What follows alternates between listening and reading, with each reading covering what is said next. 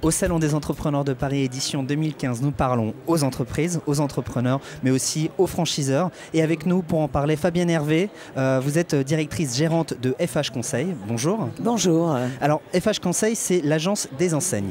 Tout à fait. Nous avons fait de la communication pour les enseignes, on va dire notre spécialité.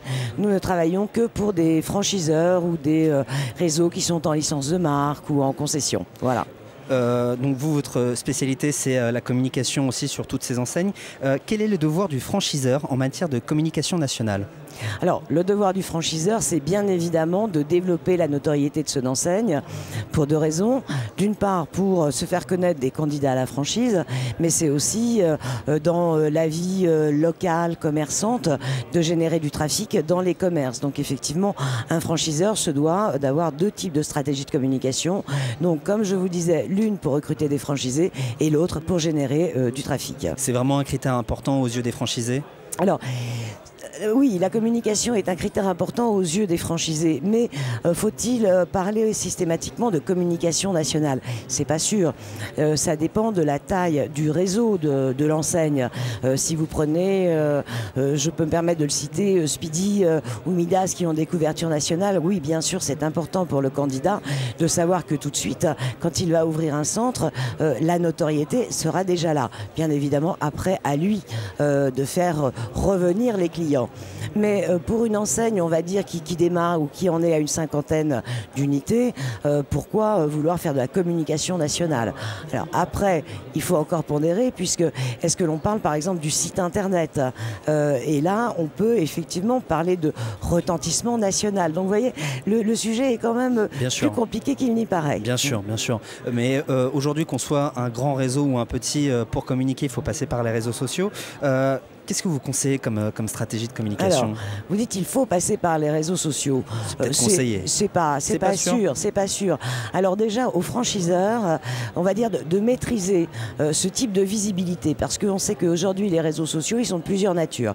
Vous avez bien évidemment Facebook, mais Facebook, c'est un réseau social pour, on va dire, créer du lien.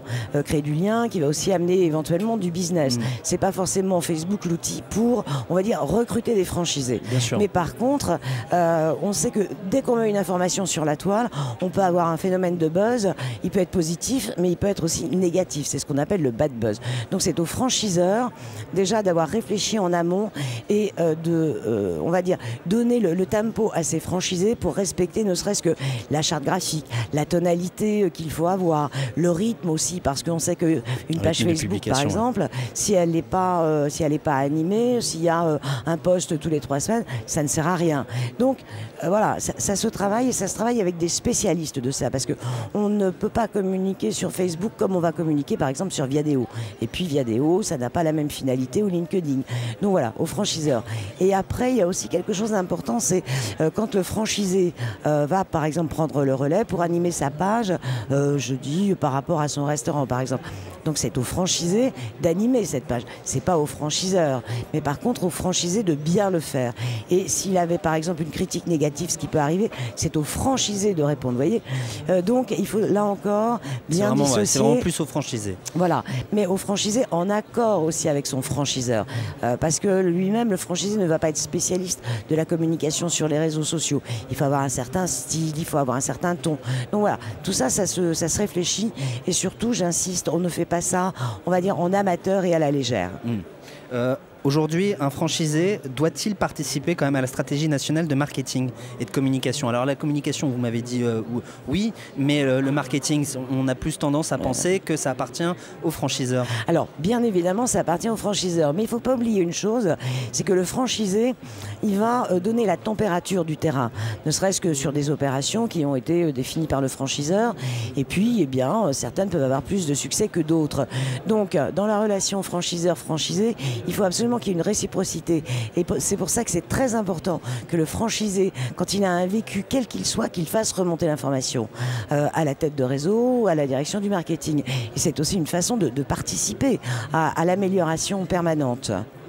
Bah, écoutez, merci Fabienne Hervé. Je le rappelle, vous êtes directrice gérante de FH Conseil et nous sommes ici à Paris pour le Salon des entrepreneurs édition 2015. Merci à vous d'être passé pour notre plateau pour nous parler justement de ces problématiques de communication quand on est une franchise, un franchiseur ou un franchisé. Merci à vous. Merci à vous. Au revoir. Au revoir.